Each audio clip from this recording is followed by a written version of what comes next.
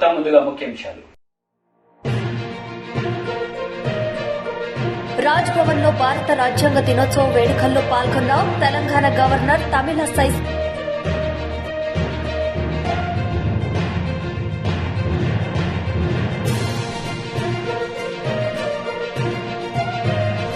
రాజ్యాంగ దినోత్సవం వేడుకల్లో ఏపీ సీఎం వైఎస్ జగన్ ప్రతి ఒక్కరూ రాజ్యాంగానికి కట్టుబడి ఉండాలని వెల్లడి. రాజ్ భవన్ లో భారత రాజ్యాంగ దినోత్సవ వేడుకలు ఘనంగా నిర్వహించారు. ఈ కార్యక్రమానికి గవర్నర్ తమిళసై హాజరై మాట్లాడుతూ అందరూ రాజ్యాంగ విలువలు పాటించాలన్నారు. మన రాజ్యాంగం ఎంతో గొప్పదని, అది మనకు క్రమశిక్షణ నేర్పే పుస్తకం.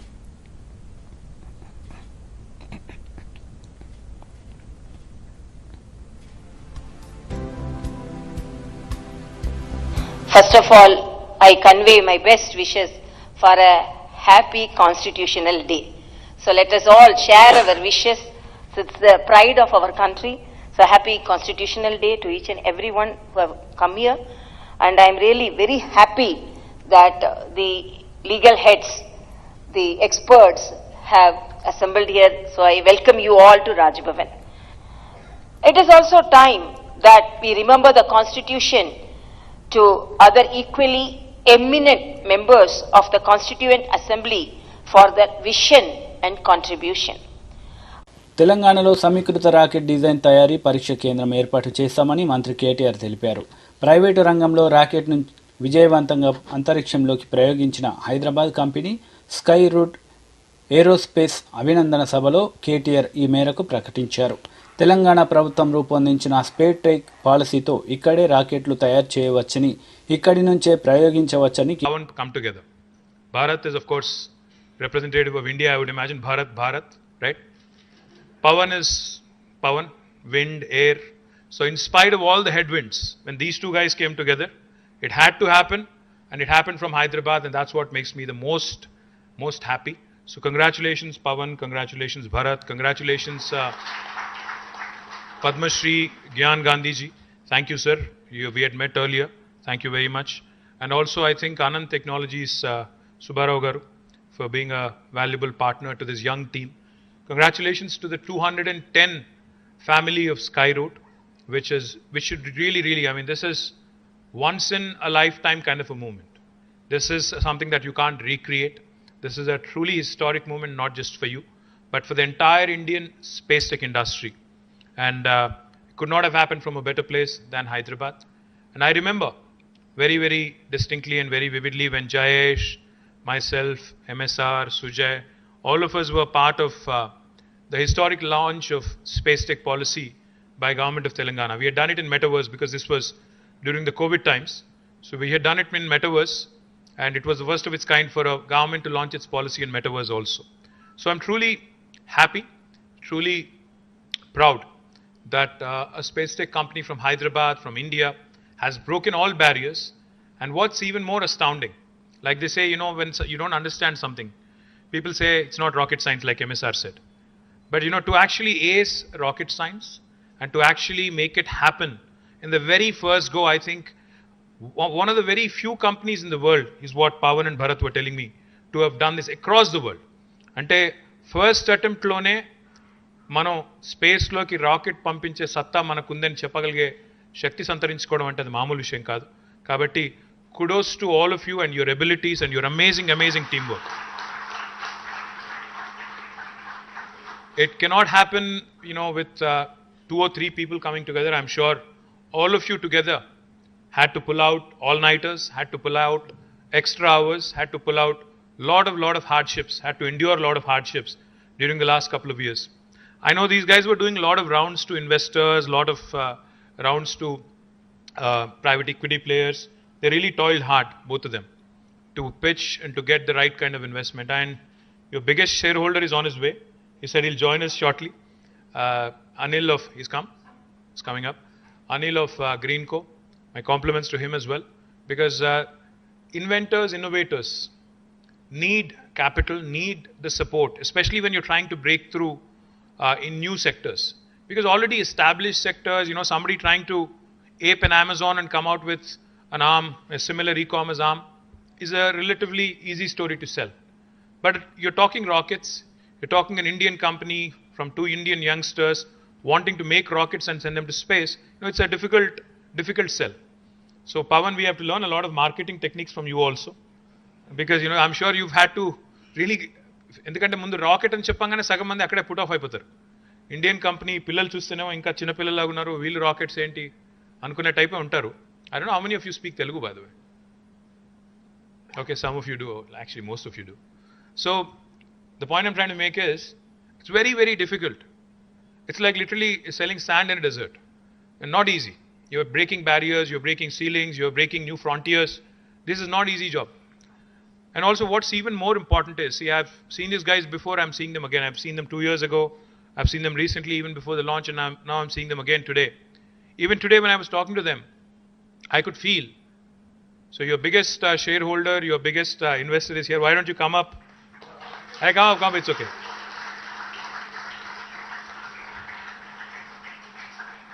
I don't know how many of you seen this guy, but you should see him. This is Anil Garu from Greenco. So like I was saying, Gopi, I was just telling them, Gopi, that you need to find a partner who believes in the story, who needs to believe in the concept, who needs to actually believe in ideas which break frontiers. And you've truly done that. My compliments to you as well in believing in their abilities, in believing in the team's abilities, and funding in, the much needed, giving in the much needed impetus so that they could actually send a rocket into space. But what was even more impressive was just a few minutes ago when we were chatting. So నేను అడిగాను, మరి T-shirt నాకేదే అని అడిగాను. మీ వాళ్ళు ఇవ్వలేదు ఫ్రీగా, అది కూడా ఇవ్వట్లేదు. They said we are also getting into merchandise. I don't know whose idea that is, but it's a brilliant idea, because lots of kids, I'm sure, will look forward.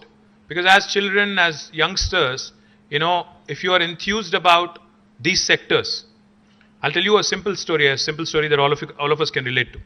So myself, Jayesh, my entire team, we were in Japan on a visit. We went to Hamamatsu. It's a small town.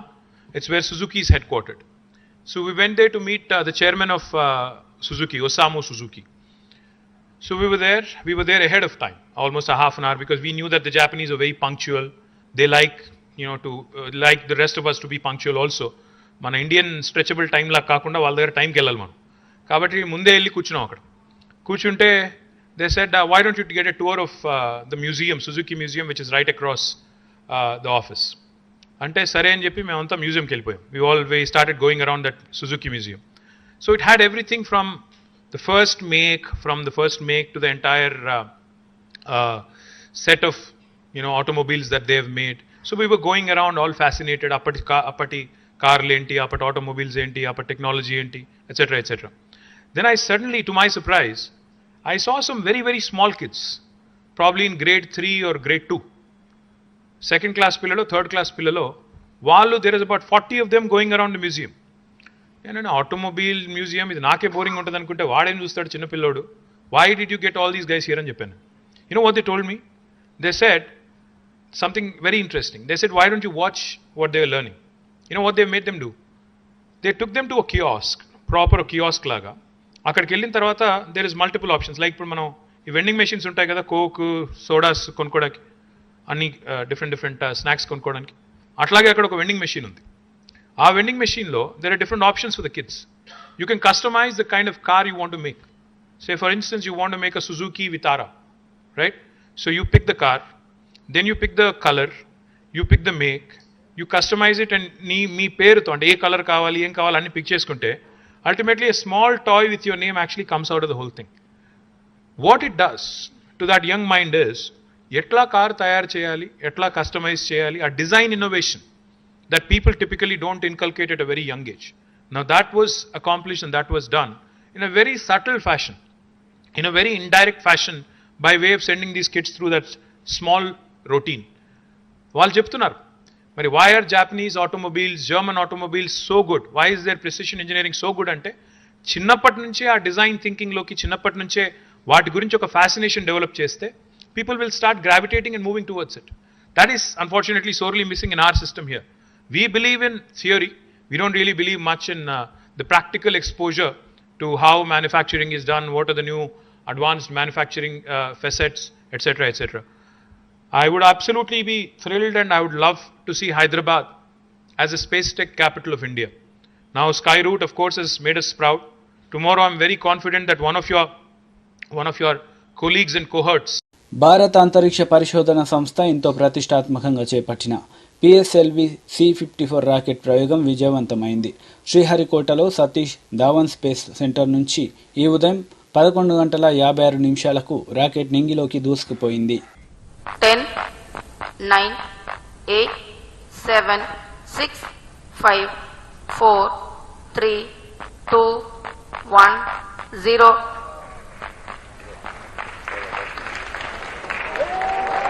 Liftoff normal. There's the textbook liftoff of PSLV C-54 EOS-06 mission.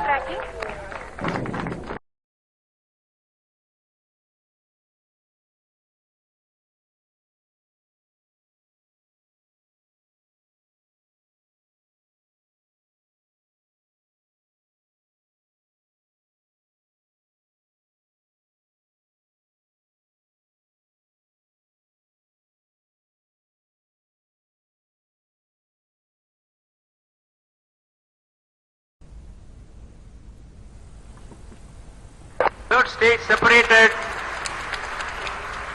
तृतीय चरण सफलतापूर्वक पृथक कर दिया गया है. EOS-06, which is a third generation satellite in the OceanSat series. This is to provide continuity services. सापेक्ष गति से अंतक्षेपित किया जाए. EOS-06 satellite separated. EOS-06 को सफलतापूर्वक अंतक्षेपित कर दिया गया है.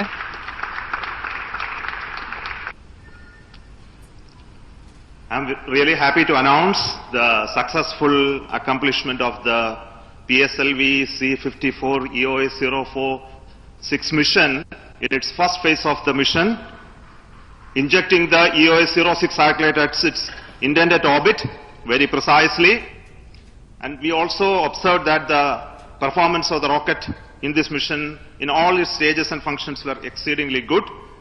And congratulations to the entire team, PSLV, for making yet another successful mission in the series of its. నేడు రాజ్యాంగ దినోత్సవ సందర్భంగా వైఎస్ఆర్సీపీ నాయకులు వేడుకలు జరిపారు. ఈ సందర్భంగా రాజ్యాంగ దినోత్సవ వేడుకల్లో ఏపీ సీఎం వైఎస్ జగన్ ప్రసంగించారు. గౌరవనీయులు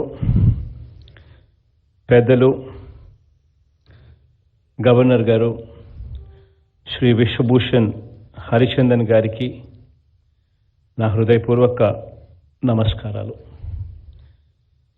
సామాజిక న్యాయానికి, సామాజిక సాధికారతకు ప్రతీక అయిన నా మంత్రివర్గ సహచరులకు, అధికారులకు, ఇక్కడికి గొప్ప సందర్భంగా వచ్చిన ప్రతి ఒక్కరికి కూడా, అలాగే రాష్ట్రంలో ఉన్న ప్రతి అక్కకు, ప్రతి చెల్లెమ్మకు, ప్రతి అవ్వకు, ప్రతి తాతకు, ప్రతి సోదరుడికి, ప్రతి స్నేహితుడికి, ప్రతి చిన్నారికి కూడా ఈ రాజ్యాంగ ఆవిర్భావ దినోత్సవం సందర్భంగా నా హృదయపూర్వక అభినందనలు. మన దేశ ప్రజలు తమ కోసం ఈ రాజ్యాంగాన్ని రాసుకుని 1949లో తమకు తాము సమర్పించుకున్న రోజు ఈ నవంబర్ 26. ఈరోజు రాజ్యాంగ దినోత్సవం. మన రాజ్యాంగం దాదాపు 80 దేశాల రాజ్యాంగాలను అధ్యయనం చేసిన తర్వాత తయారైన ప్రజల స్వేచ్ఛ, స్వాతంత్రం, సమానత్వాల మ్యాగ్నా కార్టా. ఇది ప్రపంచ మానవ చరిత్రలోనే, ప్రజాస్వామ్య చరిత్రలోనే, సమానత్వ చరిత్రలోనే, సామ్యవాద చరిత్రలోనే, సంఘ సంస్కరణల చరిత్రలోనే అత్యంత గొప్పదైన ఒక చారిత్రక గ్రంథం. ఈ రాజ్యాంగం ఎంత గొప్పది అనంటే 28 రాష్ట్రాలు, 8 కేంద్రపాలిత ప్రాంతాలు, 3000 కులాలు, ఉపకులాలతో కలిపితే 25,000 కులాలు, 7 ప్రధాన మతాలు, 121 భాషలు, యాసలతో కలిపితే 19,500 భాషలు మాట్లాడే మన దేశానికి ఇన్ని కాంప్లెక్సిటీస్, వేరువేరు చరిత్రలు, భిన్నమైన భౌగోళిక స్వభావాలు ఉన్న దేశానికి మన ప్రభుత్వాలకు ఈ దేశంలోని 140 కోట్లకు పైగా ప్రజలకు మనందరికీ కూడా క్రమశిక్షణ నేర్పే ఒక రూల్ బుక్, మనకు దిశ నిర్దేశం చేసే ఒక గైడ్, ఒక ఫిలాసఫర్, ఒక టీచర్, మన దేశ సార్వభౌమ అధికారానికి ప్రతీక మన రాజ్యాంగం. ఇంత గొప్పదైన మన రాజ్యాంగాన్ని మనకు ఎవరు అందించారు అని అంటే, పుస్తకం ముట్టుకునేదానికే అంతకుముందు వీలు లేని సమాజంలో జన్మించి ఎవరు చదవనన్ని చదువులు చదివి ఎవరికీ లేనన్ని డిగ్రీలు, విదేశీ డిగ్రీలు సైతం సంపాదించుకొని ఈ దేశం మారటానికి, నిలబడటానికి, ప్రపంచంతో పోటీ పడటానికి, ఎదగటానికి, ప్రగతి పథంలో పరుగెత్తటానికి కావలసిన ఆలోచనలు ఈ రూల్ బుక్, ఈ రాజ్యాంగ పుస్తకాన్ని, ఈ పవిత్ర గ్రంథాన్ని రచించిన వ్యక్తి ఆ మహానుభావుడు మన అంబేద్కర్ గారు. ఈ రాజ్యాంగం 72 ఏళ్లగా మన సామాజిక వర్గాల చరిత్రల్ని తిరగరాసింది, రాస్తూనే ఉంది కూడా. ఈ పుస్తకం మన ఆర్థిక, సామాజిక, రాజకీయ, విద్య, మహిళా చరిత్రల గతిని మార్చింది, మారుస్తూ కూడా ఉంటుంది. ఈ పుస్తకం మన భావాల్ని, భావజాలాల్ని మార్చింది, మారుస్తూనే కూడా ఉంటుంది. ఈ మన రాజ్యాంగమే ఈ 72 సంవత్సరాలుగా మన సంఘ సంస్కర్త. ఈ పుస్తకమే మన మధ్య ఎన్ని భిన్నత్వాలు ఉన్నా ఈ వజ్రోత్సవ దేశ స్వాతంత్రాన్ని నిలబెట్టింది, ఇక మీదట నిలబెడుతూనే కూడా ఉంటుంది. నిస్సహాయులకు, నిరుపేదలకు, అణగారిన వర్గాల వారికి అధికార దుర్వినియోగం జరిగినప్పుడు ప్రభుత్వాల ఇనుప పాదాల కింద నలిగిపోయే వారి రక్షణకు దైవమిచ్చిన ప్రజా ఆయుధం కూడా ఈ రాజ్యాంగమే. ఈరోజు రాజ్యాంగంలోని మహోన్నత ఆశయాలకు ప్రతిరూపమైన ఆ మహనీయుడికి, ఆకాశమంతటి ఆ మహామనిషికి, బాబాసాహెబ్ అంబేద్కర్ గారికి అంజలి ఘటిస్తూ ఇదే విజయవాడ నడుమ 2023 ఏప్రిల్లోనే అంబేద్కర్ గారి మహావిగ్రహాన్ని కూడా ఆవిష్కరించబోతా ఉన్నాం. అంబేద్కర్ గారి భావజాలాన్ని, మన రాజ్యాంగ స్ఫూర్తిని మనస వాచ కర్మన గౌరవించే ప్రభుత్వంగా ఈ 3.5 సంవత్సర పాలనలో ఎలాంటి ముందడుగులు వేశామో క్లుప్తంగా కొన్ని మాటల్లోనే చెప్తాను. రాజ్యాంగంలో చెప్పిన గ్రామ స్వరాజ్యానికి రూపకల్పన చేసి దేశంలోనే తొలిసారిగా గ్రామ సచివాలయాలు, గ్రామ వాలంటీర్ల వ్యవస్థను అమలు చేస్తా ఉన్న తొలి ప్రభుత్వం కూడా దేశంలో బహుశా మనదే. ప్రభుత్వ బడులలో పేదలకు ఇంగ్లీష్ మీడియంలో చదువుకునే అవకాశమే లేకుండా చేయటం ద్వారా రూపం మార్చుకుని ఎస్సీలకు, ఎస్టీలకు బీసీలకు మైనారిటీల పట్ల పాటిస్తూ ఉన్న నయా అంటరానితనం మీద సిబిఎస్ఈ ఇంగ్లీష్ మీడియంతో మొదలు రాష్ట్ర తెలుగు మహిళా అధ్యక్షురాలు వంగలపూడి అనిత మీడియా సమావేశం నిర్వహించారు. ఈ సందర్భంగా పలు అంశాలపై ఆమె మాట్లాడారు. ఆచారం లేదు, ఒక కంపెనీ ఏదో ఎస్టాబ్లిష్ చేశారు, ఆ కంపెనీ 25 సంవత్సరాలు వచ్చిన సిల్వర్ జూబ్లీ చేసుకోవడం, దానికి 50 సంవత్సరాలు వస్తే కనుక గోల్డెన్ జూబ్లీ చేసుకోవడం ఒక ఆనవాయితీ. మొన్న రీసెంట్ గా మనకి స్వతంత్ర దినోత్సవం వచ్చి 75 సంవత్సరాలు అయిందని ఆజాదీ కా అమృత్ దివస్ అని చెప్పి మన మోడీ గారు ఒక దినోత్సవాన్ని ఏర్పాటు చేస్తే దానికి కూడా మనం అందరం కూడా చక్కగా పాల్పంచుకున్నాం. లేదు, ఇంకా ఏదైనా ఒక ఇన్వెన్షన్ కనుక్కున్నారు, ఏదైనా ఒక వస్తువును కనుక్కున్నారు, ఒక ఎవరికి తెలియని విషయం కనుక్కున్నారు, దానికి సంబంధించి ఇన్ని రోజులు అయింది కాబట్టి మేము చేసాము అని చెప్పుకోవడానికి ఒక ఉత్సవాలు చెప్పుకుంటారు. ఆఖరికి పెళ్ళైన తర్వాత పెళ్ళై 25 సంవత్సరాలు అయితే సిల్వర్ జూబ్లీ, 50 సంవత్సరాలు అయితే గోల్డెన్ జూబ్లీ సంబరాలు చేసుకున్న వాళ్ళు, షష్ఠపూర్తి చేసుకున్న వాళ్ళు కూడా మనం చూసుకున్నాం. కానీ పుట్టినరోజు 50 సంవత్సరాలు ముగించుకొని 51వ సంవత్సరంలోకి అడుగు పెడుతున్న ఇటువంటి తరుణంలో స్వర్ణోత్సవాలు మనిషి బతుకుండగా చేస్తున్నారు చూడండి, వీళ్ళు పిచ్చికి పరాకాష్ట అనుకోవాలి. ఫర్ ఎగ్జాంపుల్ ఎన్టీ రామారావు గారు ఉన్నారండి. ఎన్టీ రామారావు గారు పుట్టినరోజు 100 సంవత్సరాలు అవుతుంది ఆయన పుట్టి. ఆ మహానుభావుడు పుట్టాడు కాబట్టి శత జయంతి ఉత్సవాలు జరుపుకుంటున్నాము అంటే ఒక అర్థం ఉంది. 50 సంవత్సరాలకు ఇంకా బతికున్న మనిషికే స్వర్ణోత్సవ సంబరాలు చేస్తున్నారు చూడండి. నిజంగా వీళ్ళ భజన కార్యక్రమానికి, వీళ్ళకి సర్కస్ విన్యాసాలకి అడ్డు అదుపు లేకుండా పోయిందని చెప్పడానికి దీన్నే ఉదాహరణగా చెప్పుకోవచ్చు.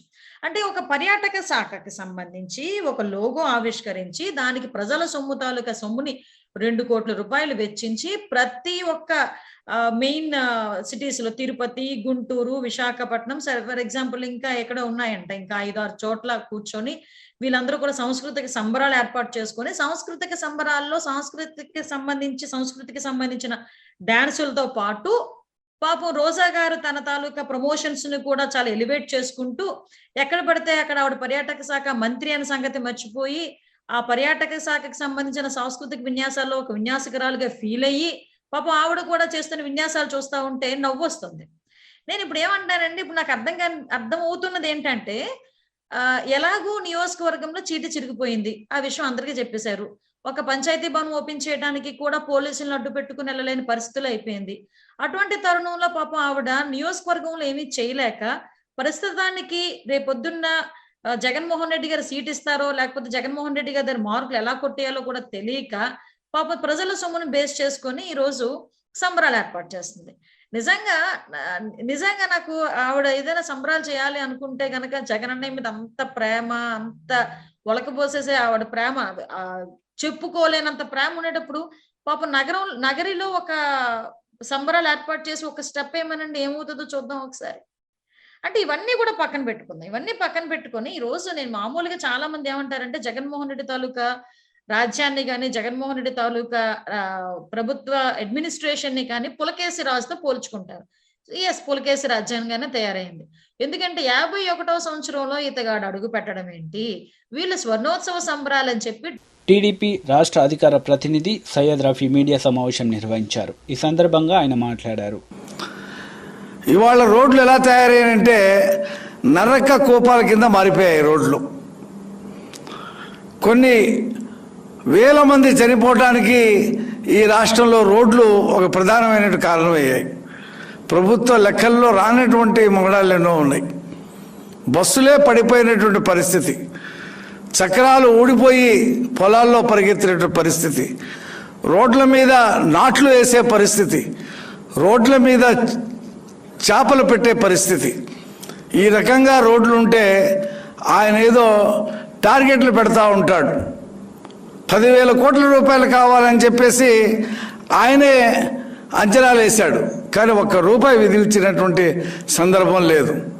ఇవాళ ఆటోలు, జిల్లా రహదారిలో, రాష్ట్ర రహదారిలో ఆటోలు తిప్పుకోవాలన్నా, ప్రైవేటు వాహనాలు వెళ్ళాలన్నా నరకం అనిపిస్తూ ఉన్నారు ప్రజలు.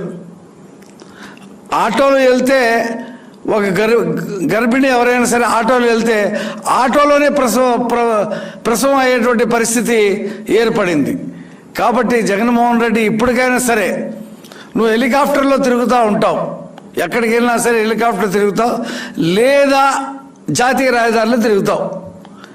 ఒక్కసారైనా రోడ్డు మీద రాష్ట్ర రహదారులు, జిల్లా రహదారులు మీద ప్రయాణం చేయమని చెప్పేసి తెలుగుదేశం పార్టీ డిమాండ్ చేస్తూ ఉంది. నువ్వు గాల్లో తిరిగితే కాదు, రోడ్ల మీదకి వచ్చి తిరిగి ప్రజలు ఏం కష్టాలు పడుతున్నారు, నీ హయాంలో రోడ్లని ఎంత నిర్లక్ష్యం చేశావు, రోడ్ల మరమ్మతు కోసం ప్రతి ఏటా బడ్జెట్లో పెట్టే 200 కోట్ల రూపాయలు ₹1 నువ్వు కేటాయించకుండా రోడ్లు ఎలా బాగుపడతాయి? గతంలో పనిచేసినటువంటి కాంట్రాక్టర్లు బిల్లులు నువ్వు చెల్లించకపోవటం వల్ల బిచ్చమెత్తుకునేటువంటి పరిస్థితి, కొంతమంది చనిపోయినటువంటి పరిస్థితి, పెళ్ళం మెళ్ళలో పుస్తులు తాకట్టు పెట్టేటువంటి పరిస్థితికి నువ్వు కాంట్రాక్టులు తెచ్చావు. కేవలం నీ కక్ష సాధింపు రాజకీయాలకే. ప్రభుత్వాలు మారొచ్చు, కానీ ప్రభుత్వం అనేది ఒకటి ఉంటుంది, అధికారులు వాళ్ళే ఉంటారు. తెలుగుదేశం పార్టీ హయాంలో వేసిన రోడ్లని చెప్పేసి రోడ్లనే మధ్యలో ఆపేశారు. ప్రజావేదికని కూల్చేసిన వాడివి నువ్వు. టిట్కో ఇళ్లను ఆపేశావు, రోడ్లను ఆపేశావు. నీ కక్ష సాధింపు రాజకీయాలు ఇవాళ ప్రజలు బలైపోతూ ఉన్నారు. కాంట్రాక్టర్లు రావట్లా, ఒకసారి కాదు, 2 సార్లు కాదు, 3 సార్లు టెండర్లు పిలిచావు, బ్రతులాడుతున్నా సరే కాంట్రాక్టర్లు రానటువంటి పరిస్థితి. ఎలా? పక్క రాష్ట్రంలో ఎవరైనా బస్సులోనో కారులోనో ప్రయాణం చేస్తూ మన రాష్ట్రంలోకి చొరబట్టంతోనే వాడు ఉలిక్కిపడి లేసేటువంటి పరిస్థితి. ఎందుకంటే రోడ్లు అంత అధ్వానంగా ఉన్నాయి, గుంతలు, గోతులు, నూతుల్లా మారినటువంటి పరిస్థితి. ఇతర రాష్ట్రాలకు చెందినటువంటి లారీలు వచ్చి రోడ్ల మీద పడిపోయేటువంటి పరిస్థితి. కాబట్టి నువ్వు సమీక్షలు చేస్తూ ఉన్నావు. దేనికి ఆ సమీక్షలు? నువ్వు డబ్బులు కేటాయించినప్పుడు దేనికి ఆ సమీక్షలు? పోయిన మార్చిలో అన్నావు, నేను రోడ్డు మీదే ఉంటాను, ఇక నుంచి మన పార్టీ వాళ్ళందరూ రోడ్డు మీదే ఉండాలన్నావు. ఏ రోడ్లు ఉంటే కానీ ఉండటానికి? నీకు తెలుసు నువ్వు రావట్లా. ఎక్కడికైనా వస్తే పెద్ద హెలికాప్టర్లో బయలుదేరుతావు, 1 కిలోమీటర్ కారులో ప్రయాణం చేస్తావు, 2-3 కిలోమీటర్లు ఆ రోడ్లకి బ్యారికేడ్లు వేస్తావు. రోడ్లకి బ్యారికేడ్లు వేసేటువంటి మీద ఉన్నటువంటి ఇంట్రెస్ట్ రోడ్ల నిర్మాణం మీద లేదు నీకు. కాబట్టి నువ్వు అన్ని రంగాల్లో విఫలమైపోయినట్టు రోడ్ల పరిస్థితిలో కూడా నువ్వు విఫలం అయిపోయావు. నీ ప్రభుత్వం ఎంత తొందరగా వెళ్ళిపోతే అంత తొందరగా రోడ్లు బాగుపడతాయనేటువంటి పద్ధతిలో ప్రజలు ఎదురు చూస్తూ ఉన్నారు. ఆటోలు రిపేర్లకు వచ్చి, కార్లు రిపేర్లకు వచ్చి, ట్యాక్సీలు, క్యాబ్లు రిపేర్లకు వచ్చి మేము అసలు రాము, ఈ కిరాయిలు తిప్పుకోలేకపోయినటువంటి పరిస్థితి. వార్తలు ముగించే ముందు ముఖ్యాంశాలు మరోసారి. రాజ్ భవన్ లో భారత రాజ్యాంగ దినోత్సవం వేడుకల్లో పాల్గొన్న తెలంగాణ గవర్నర్ తమిళసై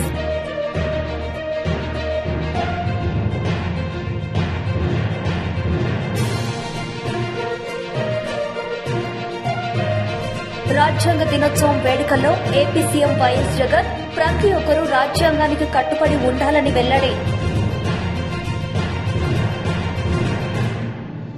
ఈ వార్తలు ఇంతటితో సమాప్తం. తిరిగి ప్రసారమయ్యే వార్తలు మళ్ళీ కలుద్దాం. అంతవరకు సెలవు. నమస్తే.